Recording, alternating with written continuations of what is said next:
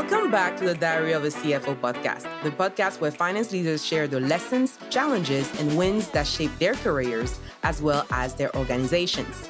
Today, I'm so delighted to have with me Professor Bee Nance, also known as Bee. Professor Bee Nance is a licensed CPA with over 15 years of professional experience in accounting, budgeting, and financial management. She works full-time as a CFO, Chief Financial Administrative Officer of a multimillion-dollar documentary film not-for-profit, while moonlighting as an accounting professor, accounting translator, and published author. Welcome to the show, Professor Bee. Thank you so much. I'm so excited to be here.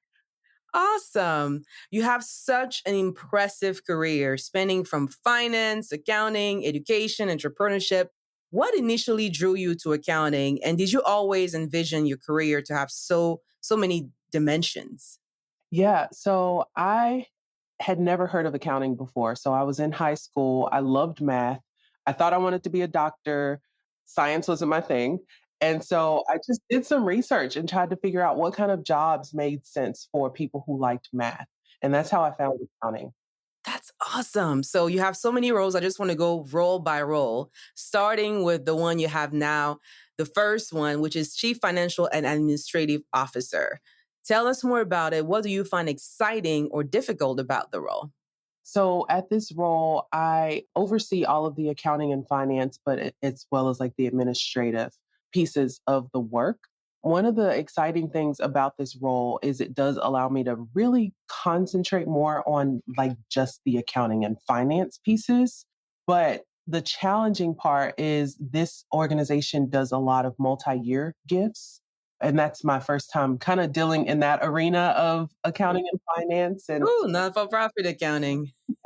yes, non-for-profit accounting. So it's non-for-profit with a little edge because it's, like we do a lot of fundraising for documentary films, and films take 5 years to produce. A film can be open for 5 years and we're accepting donations. And so tracking that money is a very interesting challenge. Oh, wow. Nice. But then before becoming CFO, you were COO before and you worked at other organizations. So can you tell a little bit about how being a COO maybe have helped you? How did you get to be a COO in the first place, especially since you're starting in accounting? So I started that role as a director of finance. I think over time, I was there for 7 years. Over time, my role kind of grew and took on different elements because I'm a multi-passionate person. And so I also do really well in person with like meeting people and helping with programming and other things. And so when it came time to advance, it didn't make sense for me to be just chief financial officer because I was doing so many other pieces of the program as well. In addition to finance, in addition to HR, in addition to administrative, I was also over some of the operational pieces. Wow, that's a lot. Even within it. What do you think makes a CFO successful in that space, in a not-for-profit space? Because in any organization, yes, you will have to deal with a lot as a CFO. Some say you're a therapist, you're the friend, you're the buffer. You have to go beyond just finance and accounting. But I feel like in not-for-profits, there is also other aspect that you have to be aware of or intentional about. What would you say about that? Flexibility is like so important. I think in nonprofit organizations, because of the lack of resources, a lot of times we end up wearing so many hats. Being open in my last role, being open to be more a part of the programming and the operations really helped me get to the chief level, honestly, because I showed that I was able to take on more and be diverse in the things that I could manage. And the thing that a lot of times we don't think about is that accounting and finance lends itself so perfectly to other things. So we're good at numbers, but there are a lot of other aspects of like a nonprofit organization. We graduated from the School of Business. So, like when you put your business hat on, a little HR, you dabble in so many things. And so that really just makes you really marketable when it comes to trying to advance in your career. And that shows how accounting can be your superpower, right? Having that background, which leads me to your second role, which is professor. Like, what drew you to teaching? I'm always amazed at people who are in teaching for two reasons. First, COVID, and I had my two young kids at home, and I'm like, how do these teachers do?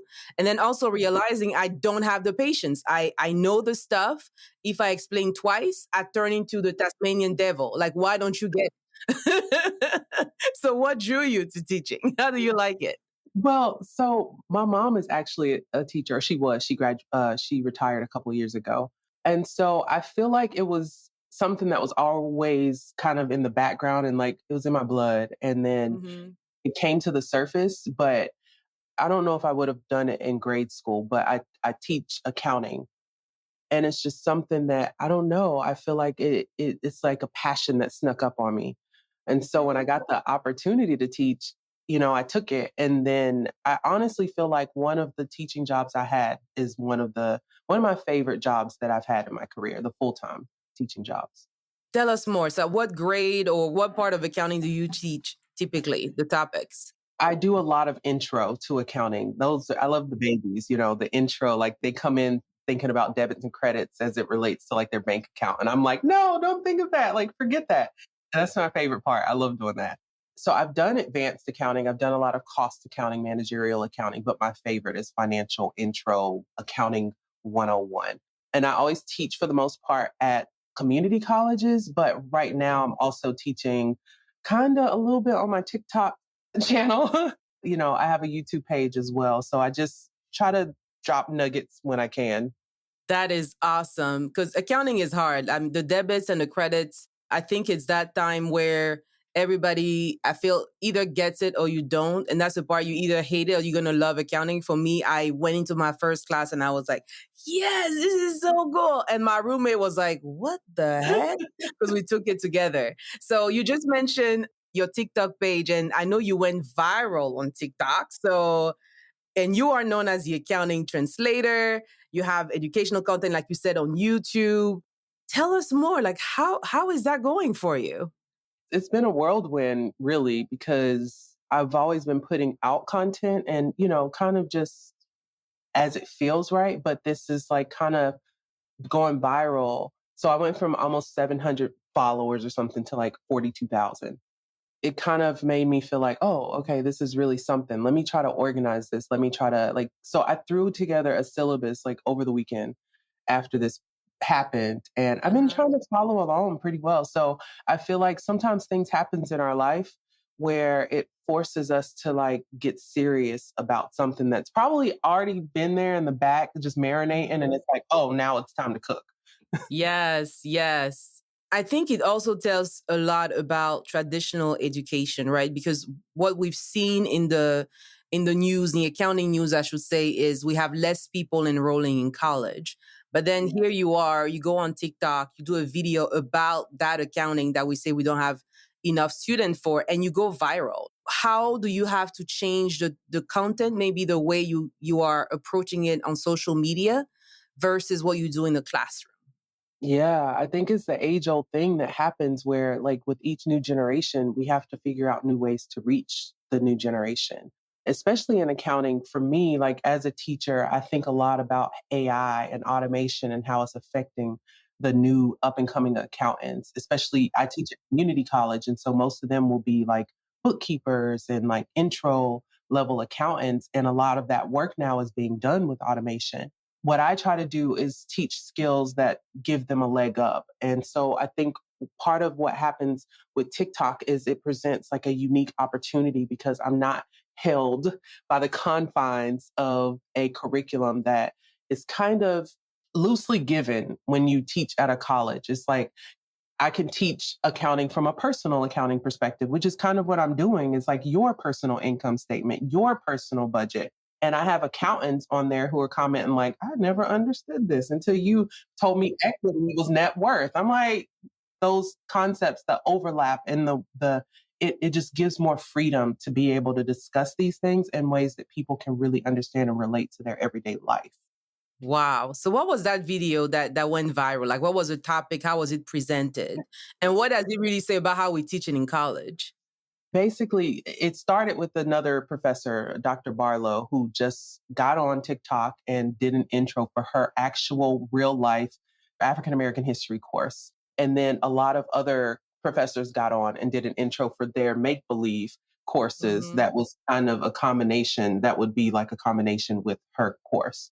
That was the video for me that went viral where Mm-hmm. I was, welcome to Intro to Accounting. I see that you've been enrolled in Dr. Barlow's class and these other classes, but now you need an accounting class. And I'm here to answer that call, basically. Wow, that's amazing. And what would you say are some of the topic that people probably found refreshing, like you said about equity, about learning that they probably didn't see or learn through school? I think that's been the biggest one so far is I developed like a spreadsheet, a Google sheet that I give away for free where people can go and actually fill in their personal information. I think the lesson that's been the most engaging so far has been like the personal income statement conversation. I developed an Excel spreadsheet where people can go and drop in their personal finance information Mhm. and take a look at like where they are, their spending from a monthly perspective. So they drop in their revenue, their money coming in, they drop in their expenses, money going out, and then they look and they see kind of what that is. And then we take it the next step and look at it from a budget perspective. Okay, so this is how much you spend in January. What does that mean for your budget? Did you overspend? Basically, it's making them look at their finances, which I think some of them Mhm. we avoid a lot of times. But it's really, I think, pulling them in at a level you can talk about yourself, right? You can look at yourself. Accounting makes you look at businesses, and a lot of Mhm. the conversations relate to businesses, and you can do it for a business. But when you're thinking about yourself, you're looking at your bank account. I think that's a way that's an intro for people that makes it easy for them to come into the conversation. Wow, it's really eye-opening for myself because I remember when I was going to college, the only example in the textbook was Tootsie Roll, the Wiley book Tootsie Roll Manufacturing Company. And pretty much throughout your curriculum, you are studying, their cost of goods sold and studying all these things. And really, the way you are approaching it is bringing it more personal. So the accounting part makes more sense. I think that's truly, truly brilliant. And what would you say are some of the things that we could do better at the college level, not just to increase the enrollment, but the whole experience of learning accounting and finance?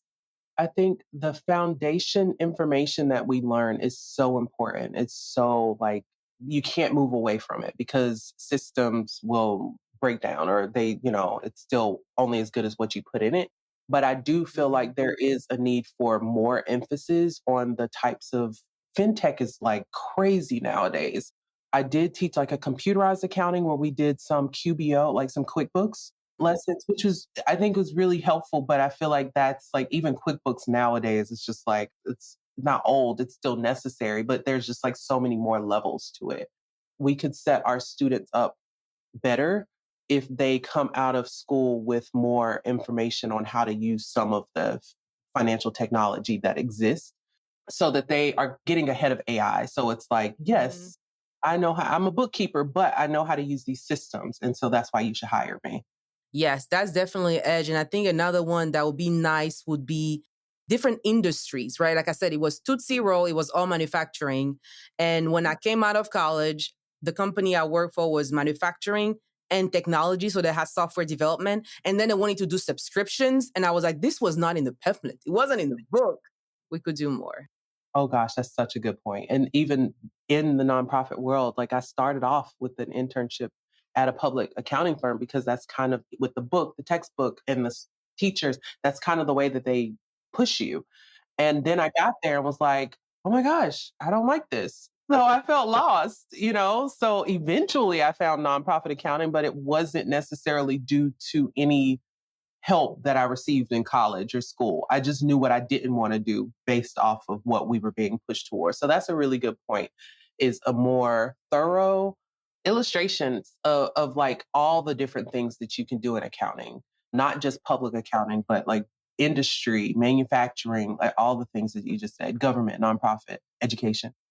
SaaS, like it's huge. And even now into treasury and FP&A, like there is stuff that I didn't even know back in college because I feel like we are either in investment banking, if you finance, you don't think FP&A. And if you're accounting, it's going to be a public accounting CPA and you're like, I'm not sure about it.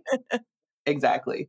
I feel like even now, like as somebody who's been in the profession for a while, like things will happen and like I've had conversations with people and they feel like they wanted to leave the profession. I think we were talking to somebody at lunch. And I think a lot of times the reason that happens is because we feel trapped in the segment of the accounting profession that we have been in or that we're looking at. And so we don't see that the accounting profession is so wide and there's so many ways that you can go in it. That's really not good. It's not. And I'm glad you're doing your part, being so involved, in colleges, beyond being a CFO and being on TikTok, on YouTube, but you're also an author.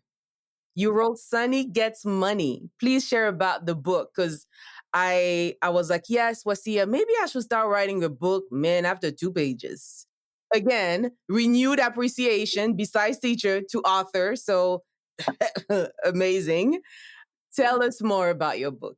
So Sonny Gets Money is a financial literacy book for kids. It's a picture book. My husband did the illustration for it. And for Nice. me, it's just when I look at like as a Black American, there are just so many lessons that we don't learn from a financial literacy perspective. So True. just how to save, how to invest our money, how to get good credit and keep good credit. Book doesn't go into all of that, but all of that was kind of the reason behind writing this book is I was looking at our kids, my son, who was the inspiration for the image on the cover. And, we wanted it to be like a Oh, black wow. boy, a chocolate black boy. I'm thinking about him and his experience with money as he, goes out into the world. And I don't want it to be like my experience with money where, I had to make so many mistakes before I learned from them and got better. I want our children to that financial stuff to be instilled in them, like growing up, like they learn how to walk, they learn how to tie their shoe, they learn how to save. It's just like, that's just a part of Yes. growing up. My thought process was to get to the kids, not that Yes. they're too far gone, but I want the kids. Yes. And the adults probably needed to, because I was speaking with my financial advisor and he was like, Wasia, you'll be amazed at how many people work in finance and accounting and that finances are not what it should be. Like we do such a good job for companies, the companies that we run, the companies that we keep the books for, the companies we do the FPN and the treasury for. But for our own finances, we're not that great at managing them. Yes. Yes. I felt like a hypocrite for years. I had horrible credit. And part of that is, some of those hard lessons. I messed up my credit in college. I didn't know how to get out of the hole that I was in. And so being an accountant, counting other people's money, figuring out, like giving other people advice, it felt so hypocritical because behind the scenes, I'm like, I can't even apply for a credit card if I wanted one. So yeah, what you're saying is exactly true. It's a thing that we deal with.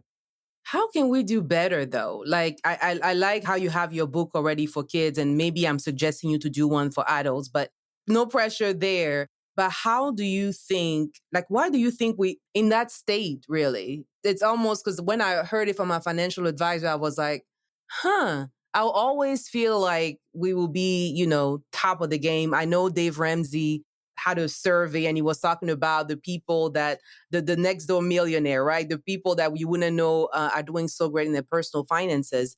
But what would you say are some of the reasons we are in that state as finance and accounting professionals? I think it's like a don't ask, don't tell, don't talk about it, just like go keep moving along.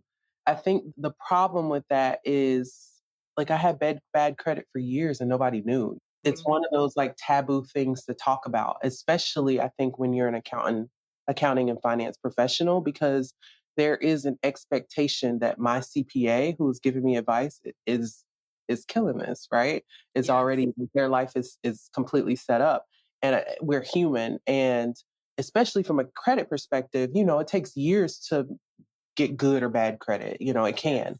And so there's a level of shame that comes along with it when you're not in tip top shape and you're an accountant. And I think that that's like a huge misconception because first of all, we count money for businesses, not individuals most of the Yes. time. Uh-huh. And just because I'm counting the money for an organization doesn't necessarily mean that everything in my life has flown in a way that has allowed me to be able to do that. A lot of things happen that put people in difficult situations. You could have had the Yes. best situation and then you get divorced. Yeah. Somebody passes away. So there's a lot of things that will explain it, but I think it's just, we just don't talk about it. Wow. Thank you so much for sharing that. And going back to you having that accounting as a superpower, right? So you were CFO seat, you were a COO before becoming a CFO, which is amazing. You're a professor, you teach accounting. You are translating accounting for people on TikTok. You wrote a book for kids and you soon do one for adults. Would you say all these things come together? Like, how do you balance all these roles? How can probably one feed another? Like, how does it come together for you? I think when I really take a step back and I look at it, accounting at its foundation is my passion. And so when you have a passion for something, it doesn't feel like work.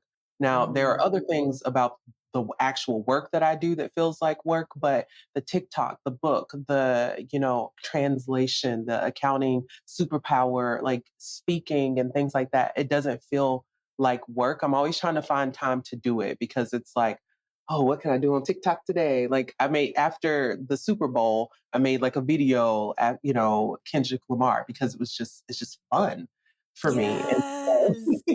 so, and so I did a video about like Kendrick Lamar's accountant while he's performing, like from that point of view. And so it's just, Mhm. stuff like that is fun for me. I think it's also needed. And so that's where like my passion and the needs of the world kind of interconnect. So because of that, it doesn't feel like I'm doing, when you list it out like that, it makes it feel like 20 Oh, I get the same. That's why I'm asking you because we're so much alike. Oh my God. we are, but I don't think it feels like work in that way for aspects of it. And so I think one of the things that I'm looking forward to doing in the future is figuring out how to get more into those pieces that don't feel like work and further away from some of the pieces that are feeling like work and draining and things like that. So Yes, I think it's a draining part because when you do something you enjoy, the energy comes. Even if you felt like you were down when you're doing something you like sometimes at the end of the day, I'll be like, oh, somebody's calling me as one of my mentee or coachee. And I'm like, oh, I'm sad. But then I get energy and I'm like, oh, yeah, yeah, you should do this. You should do this. Have you tried this? And I'm excited and I hear the success stories and I'm like, yes, we're winning. The energy comes to do those extra thing. It's amazing. yes, it is amazing. It's amazing what you can do in the evening, late in the evening, when normally you're like, oh, I'm too tired, Uh-huh. but you still have energy for that thing. And I think there's something there. There's something where it's like, oh, I should explore this more. And I'm like, I feel like I'm talking to myself. I'm giving myself like a little sermon, like I should explore this more. But I think that's a big piece of it is like really leaning in and like paying attention, like being aware of those pieces of like, even if it's your job, is like what parts of this job feel like it gives me joy and what other parts feel like it's draining. And then obviously it's a job. So sometimes you can't not do the draining part, but maybe you can get somebody else to do it. Delegate. Yeah. Delegate. That's the CFO in us. Yes, delegate. That is amazing. And I think too, as leaders, we don't like to admit it, but yes, you also need help. There are things that you have to do because you have to do, but it can also empower somebody else. Like what you find draining in your role, probably because you've done it so much, will be so empowering for somebody else.